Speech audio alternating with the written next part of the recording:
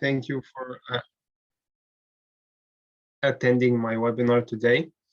And thank you all for taking time and investigating in cybersecurity and in your career, of course.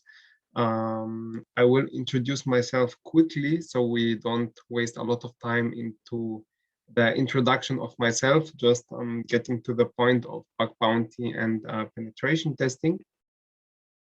First of all, I want to make sure that everybody can hear me clearly, so nobody is getting stuck anywhere.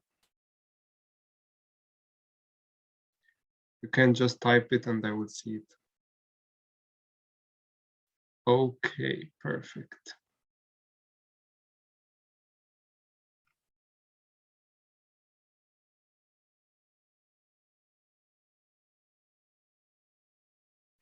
Okay, Abdulrahman, please check your settings because everybody is telling me that they are hearing me and the voice is clear. Just make sure that everybody is working on your side because everybody, yeah, because everybody can hear me clearly. Okay, perfect. Very good. So let me share my screen with you. Okay. You can right now see my screen. Is this correct?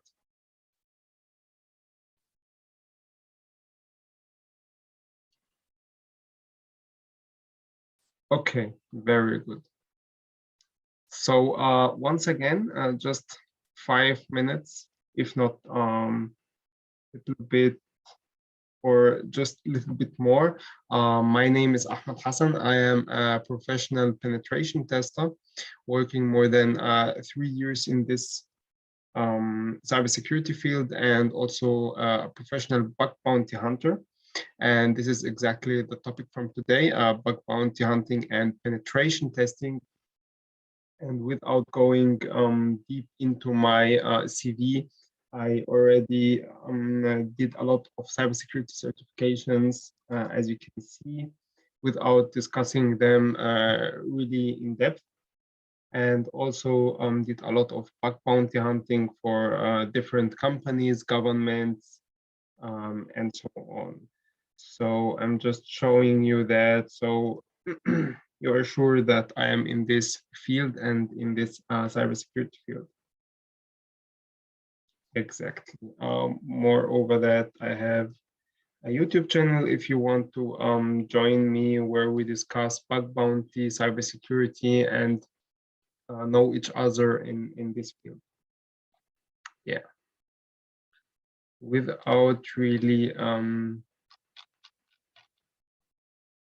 wasting our time, just let us start. Let me do share only my screen so you can focus on the screen. Just give me one moment.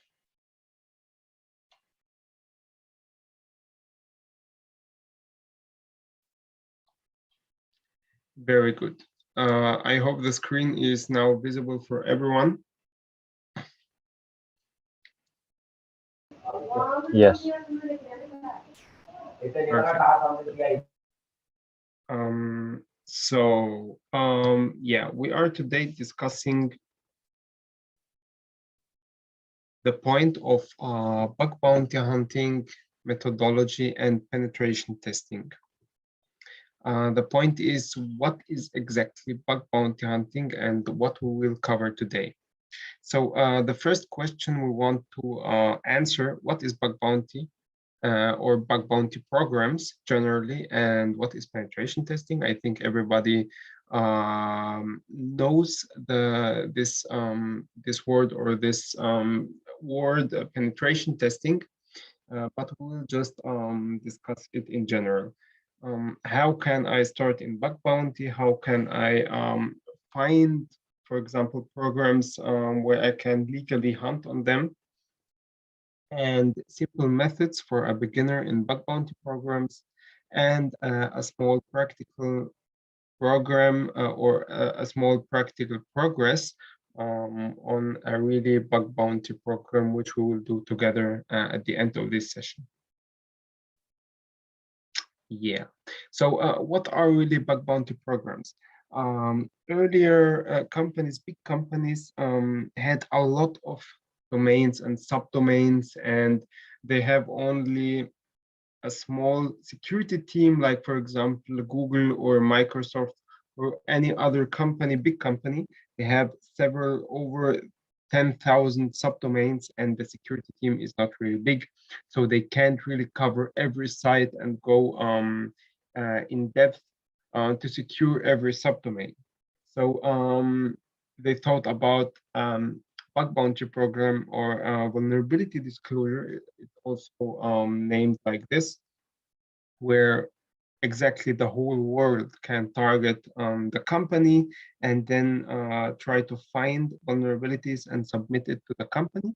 And after that, the security team will really see these vulnerabilities and try to find if they are correct or not, if there are really a vulnerability or really shows an impact for the company or not, and then maybe pay an amount of money or give them or give the bug bounty hunter an acknowledgement like a certification or something like this. This is exactly the meaning of bug bounty programs, and where the companies are really focused on are the web applications. I mean websites, for everyone who doesn't understand the meaning of web applications. It's exactly the same like websites. And yeah, we will see like Microsoft, like NASA, Google, every these big companies have their own bug bounty programs to secure their clients and web. Like you can see here, some companies offers bug bounties. I mean, really money and awards for the found vulnerabilities, which we will see in the next slides, for really high or critical vulnerabilities submitted by the bug bounty hunters.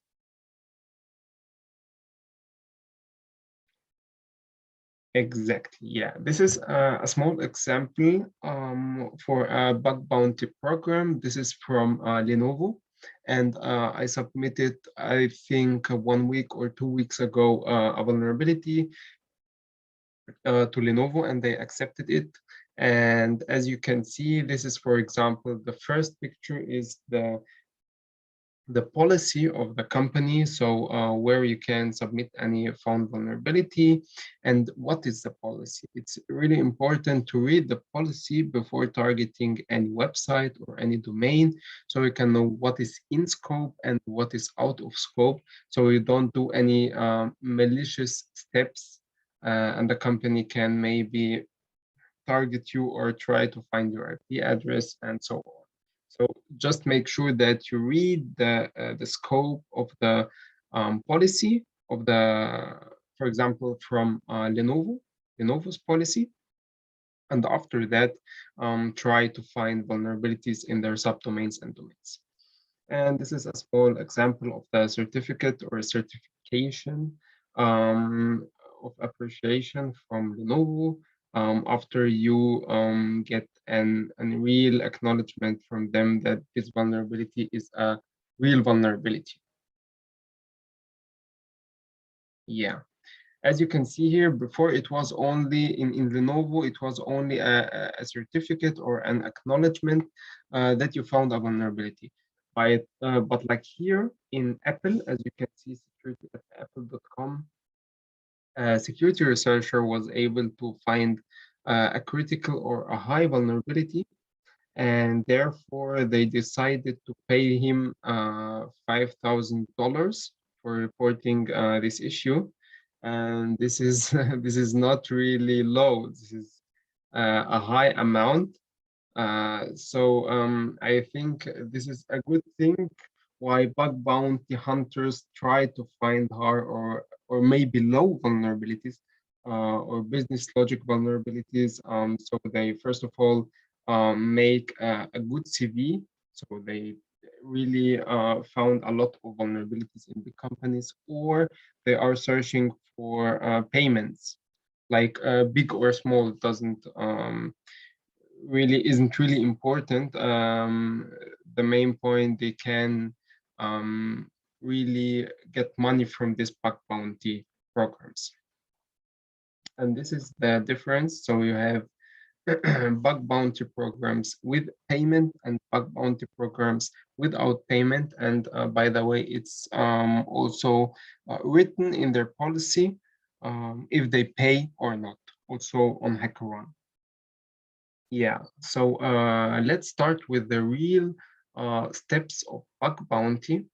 So how I can see if this company has really a bug bounty program, you can simply search on the internet if they have a bug bounty program. Let's see, we will see later that, for example, NASA has one, and you can target everything from nasa.gov.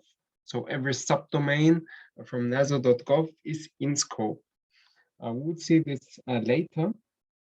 The most important thing, like I said, read the rules and what is really in scope and out of scope.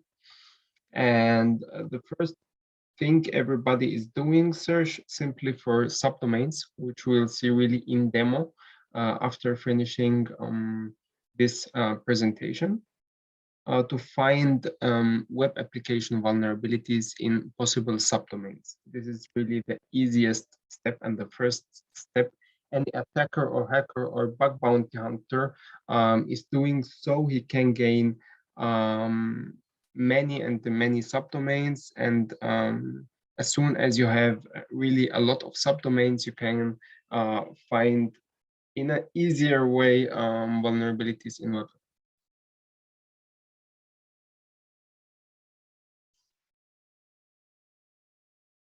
Yeah, for example, this was this week.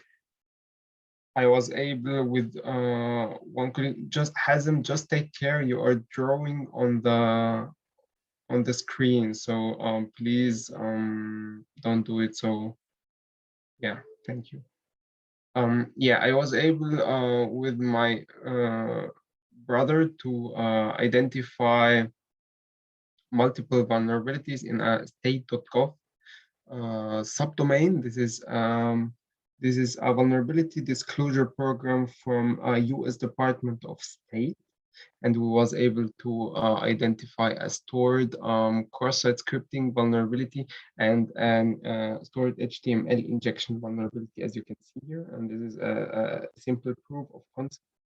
This is cross-site scripting, and this is HTML injection vulnerability, and this is at state.gov. And as you can see, you can find everywhere vulnerabilities when you really do the first step, which is subdomain enumeration. Very good. And this is the most important step.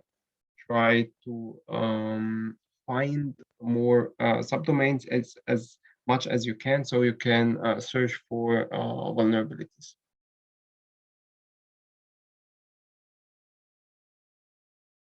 Yeah, exactly. And this is the part I discussed before. For example, here, search for a bug bounty program, if any, for example, NASA, vulnerability disclosure policy.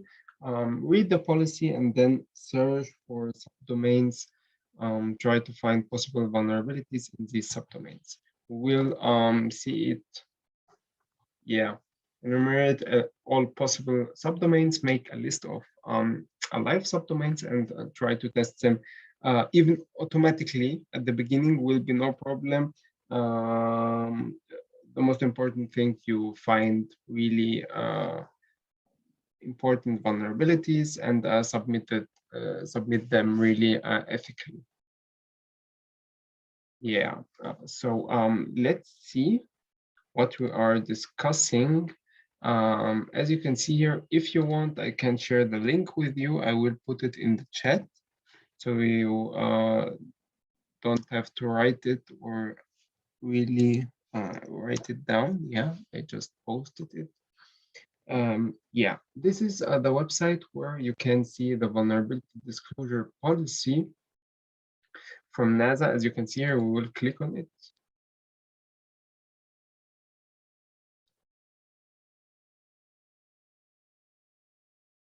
And just Let me open another tab. And as you can see here, vulnerability disclosure policy from NASA, and they are discussing the policy. So what is in scope? This is the most important thing. The policy, what is in scope? This policy applies to all NASA managed systems that are accessible from the internet. This includes the registered domain name nasa.gov. This means every subdomain here is in scope. When you have the nasa.gov domain, then it's in scope. Yeah, and here you can read it, what is really in scope, sensitive informations, and also what is out of scope, which is also very important, like DDoS attack, denial of service attack, brute force, physical access, social engineering, and any other non-technical vulnerability testing. So at the first step, this is very important, not only here for NASA, it's generally important to read it in any public or private program which has a bug bounty program. The next step, which I discussed also, is the part of subdomain enumeration. And here I have for you a very specific website, which is maybe not really professional. I mean, you have other or a lot more methods to gain more subdomains than this website, but this is a really simple website for beginning in bug bounty programs. So this is called Subdomain Finder, and let me just give you this as a as a gift from me. Like you can just type on them, and then you will get the nasa.gov subdomains. You don't have to search for them or something like this. They are already in this link. A gift from me, it's easier for you. Yeah, and just let me show you the website. It's called subdomainfinder.c99.nl. And here you can just type the domain, and then the website will try to gain as many subdomains as it can. Maybe they are some which are not working. This is possible because not every subdomain is alive. And this is another step, a more professional step that you have to do while bug bounty hunting. You have to really, it's an automated step. You have to really check if every subdomain is alive or not. Just let us see any website. For example, let me open this website. And as you can see here, this is, for example, a website from NASA. And here you can just simply try to find simple vulnerabilities like XSS, SQL injection, business logic vulnerabilities, and so on. And this is exactly the process of bug bounty hunting in a general way, or in an easier way explained for the beginner in bug bounty hunting and penetration testing generally, because exactly when you are bug bounty or when you are hunting, this is exactly the same way you are doing penetration testing. But here you have to do, in a penetration testing process, you have to do, of course, professional reporting, and then maybe discussing it with the client and so on. This is not here. You just have to submit it per mail, and then you have a conversation through your mail client. In penetration testing, it's not like this. You have a real life, maybe face-to-face meeting with the client, maybe also meeting through Zoom, like we are doing it right now, and so on. Yeah, Hazim is asking, we should scan subdomain to get HTML XSS, or should buy Nmap also?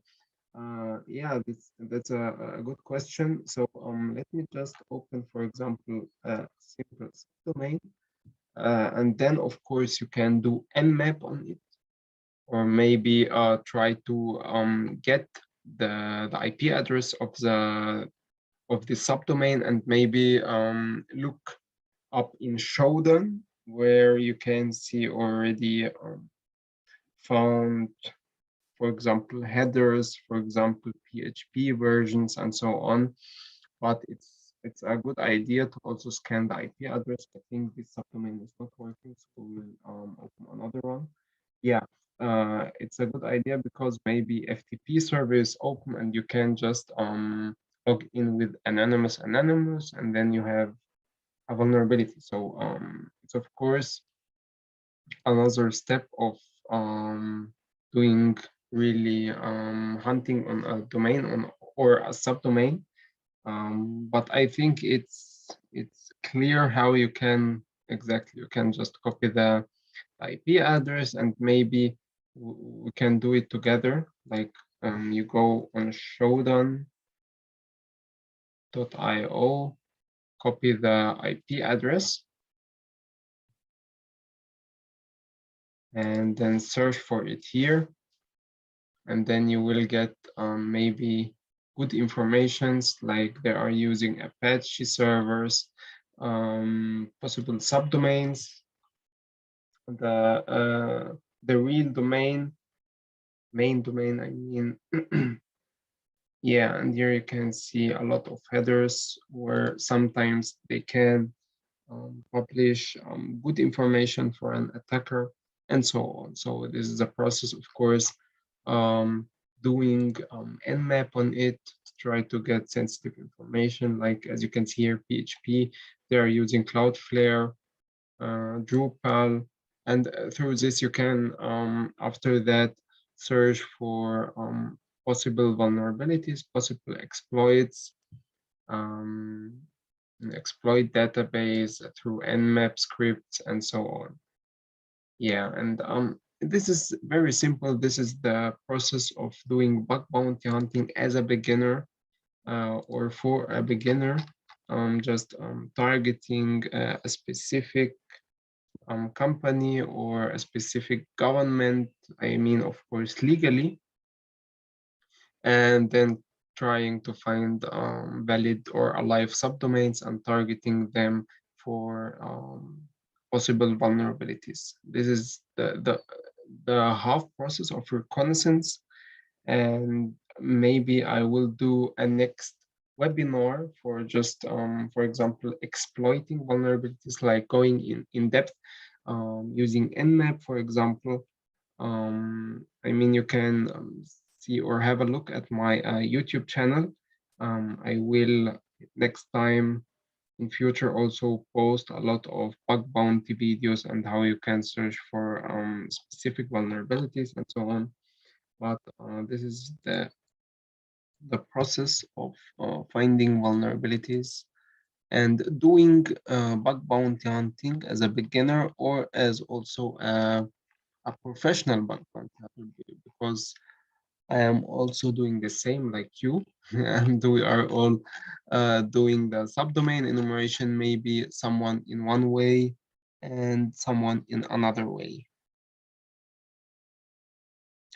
Yeah, Shaime is asking here, how can I know the live subdomains in an automated way? I think I am doing it like this. I'm using HTTPX. If you heard about it, it's a tool um, where you can submit a list of subdomains, and you don't know if they are alive or not. And the tool will just check if there is a 200 response, or for example 500 or whatever. But from this tool you can just do an automatic process of getting live and not live subdomains. But I will just cover that in another lecture if you want me to do that. And this is exactly what I had for what I have for. Yeah, and I think I now, you're welcome, and I think I now just arrived at the end of my session. but we can just have a deep discussion, and you can just, of course, ask questions. So if anybody is doesn't understand any point which I already discussed before, just feel free to ask me.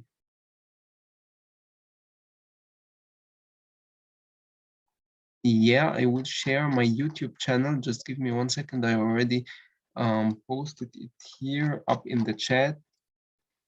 There you have my YouTube channel.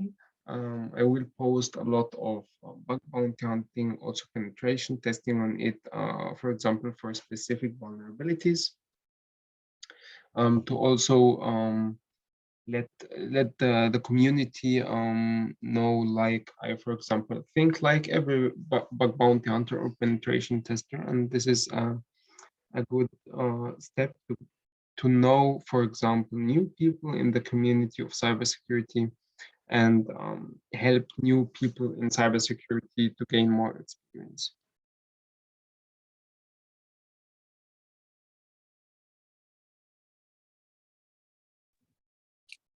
Hi, Mr. Ahmed. Can I ask you a few questions? Yeah, of course. Hi, my name is Ananta. I'm from Australia. First of all, I'm a big fan of yours. I've been following you on LinkedIn for quite a while now. Thank you very much. You've been kind of an inspiration. I've got a few questions. So I see that you post a lot of videos, lot of posts on LinkedIn, Mhm. and so I reckon you have a full-time job, do you, as a penetration tester? Yeah, exactly. Yeah. So how do you find time to do bug bounty out of your busy schedule? Yeah, so to be honest, I'm not doing bug bounty every day or every weekend. No, this is not the way I am doing bug bounty hunting. I am just doing it in my free time. Like, for example, at the weekend, if I have more time, I am not busy, I do it. So it's also the idea, how can I automate the process of bug bounty hunting, like using virtual private server and so on. But that's all not really going to help you to find manual vulnerabilities, because everybody is doing right now scanning, like, for example, with Nessus for automated tools. Mm. But to be honest, I try to do it in my free time, and this is not really a lot after work. For example, you are not really powerful, but I do it sometimes in my free time at the weekend. And Yeah. the vulnerabilities I submit there are from 2 months ago or something like this, and they just tell me right now they have already, or they got the vulnerability and they acknowledged it. Mhm. Yeah, but I'm not doing it every day or every weekend. Mhm. So apart from web penetration testing, do you do any sort of other penetration testing? So what would you suggest? So would you suggest to just focus and hone on your skills on one particular type of bug bounty, let's say a web penetration testing or a network penetration testing, or would you recommend to be a jack of all trades, like get hands on uh, like different genre of bug Here bounty it's not or penetration only, yeah. Let me make something clear. It's not really, or not the most important thing is web application pen testing. You also have to understand, like, for example, web, network, little mobile, little Wi-Fi. It's important for the companies, because if you are doing bug bounty hunting, it's good. You know how web applications are working, and how you can automate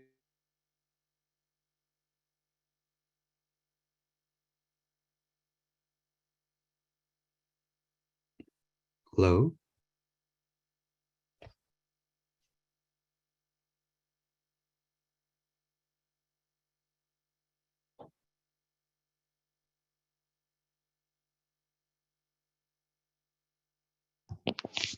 Hello, Hi. hello, can you hear me? Yeah, I can hear you. I lost you there for a while. Okay.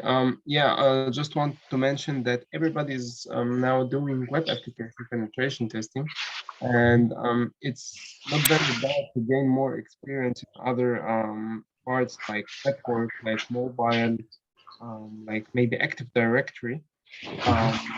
But this step can you do after you gain more experience in web application?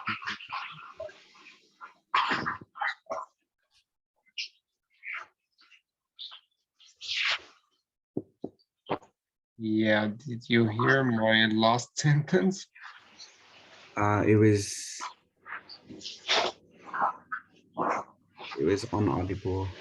Okay, Sorry. no problem. I will just say it again. Just my tip for everyone is starting in cybersecurity. Just focus first of all on web application penetration testing, and then just go on with network and other parts like Active Directory, mobile, and so on. And I've seen that you've gone for OSCP as well. So is that certification? So I've made a lot of penetration testers here at here in Western Australia as well, uh, in whole Australia, and all of them they talk about OSCP a lot, and they say that it's one of the most renowned certification in terms of cybersecurity. So is that certification worth it? What would you what Yeah, do you say? yeah. OCP is a very very hard certification. To be honest, I did the last one because they changed a lot, and I Mm. did the last one, so I am not really sure what they are offering right now. They changed also and put it in Active Directory. Yeah, But as soon as you have really good experience in web and network, I would suggest to go for recipe, but first of all, prepare as good as you can because it's not an easy certificate. yeah. So I'm preparing for OSCP at the moment. So would you recommend just to stick with Portswigger Academy and just focus and hone my skills on web penetration testing at the moment? So would you recommend that? Yeah, just go for Port Swigger, maybe if you can hack the box, Yeah. retired machines, and what I have heard from some friends, maybe try to gain more experience in Active Directory pen testing. Yeah. Yeah. The OECP as well. They changed new syllabus, and I reckon it's 40% is 40. It's Active Directory is now worth 40% now. Yeah. Okay. Yeah. Thank you. Thank you so much for your time. You're welcome, you're welcome. And yeah, I see the next question was, can you do a session from Shaimak? Can you do a session for on manual bug bounty? This is exactly the thing I had. I will just do the next webinar, or let me say a part of series about penetration testing, including the part of manual bug bounty hunting and trying to find vulnerabilities in real life scenarios live with you, where we discuss and not only really hunt, but also explain the process of manual bug bounty hunting. Yeah. So anybody needs or want to ask any other question? I sorry. One more question, Mr. Ahmed. Yeah. Okay. And so I'm here at Portswigger Academy at the moment. So and they focus on OWASP top 10, right? Yeah. In their website. So so is it necessary to know all those top 10 OWASPs, or is it just can I just focus on one particular, let's say, SQL injection, and maybe hone my skills onto it? So what would you recommend in that Yeah, regard? yeah. You don't really just to know them really very good. I mean, just have an idea what is exactly every kind of vulnerability, but you don't have to be really a professional bug bounty hunter in every vulnerability. But just make sure to have a general overview of everyone or every kind of vulnerability. So if you can, or if you face it in any exam, you can just solve the lab or the exam. Okay, so know it all, and then maybe expert gain expertise in one particular vulnerability. So is that what you suggest? Yeah, exactly. Yeah. Okay, sure. Thank you so much. You're welcome. Um, yeah. Next question. Can you cite some tools you use when you bug hunt? That's exactly what we will discuss in a manual penetration testing step or webinar, or the next webinar, I mean.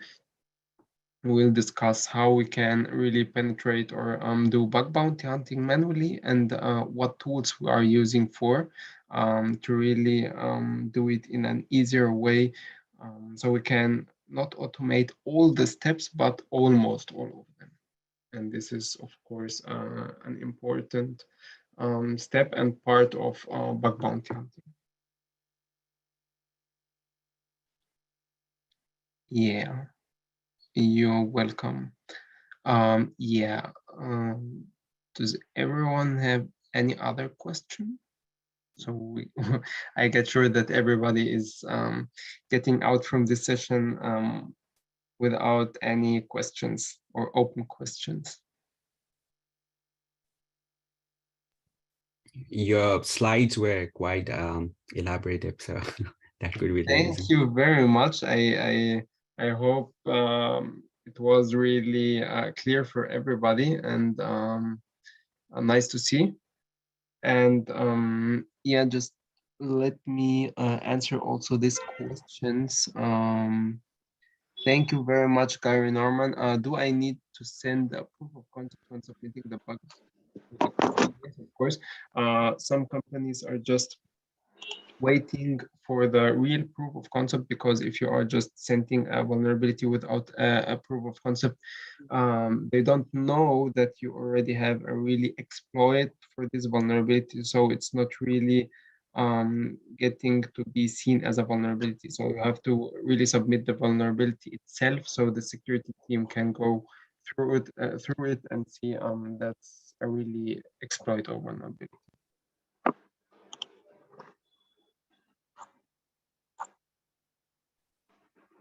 Yeah, exactly. So at the end, I think I didn't show this slide. This is thank you for watching. Uh, I hope, yeah, of course. My YouTube channel is this one. You can have it. You can just follow me, and just subscribe my channel. Just let me make sure that I can paste it here. Yes, exactly. You can just subscribe my channel. I have already some penetration testing and bug bounty hunting YouTube videos on YouTube already in English before that, talking about penetration testing generally. And just let me also make sure that you can follow me on the next webinars which are coming, and we will try to give everybody the chance to really have an expertise in this part of cybersecurity and penetration testing. So at the end of my session, I really enjoyed the session with you, and it was really my pleasure to have you in my webinar. Thank you really for watching. Thank you for watching and hearing my webinar, and hope to see you again in the next webinar. Just make sure to follow me on LinkedIn, YouTube, and every social media platform I have. Happy to see you there, and wish you a nice afternoon. And yeah, we'll see you in my next webinar, I hope. Yeah, thank you so much. Thank you. Thank you very much.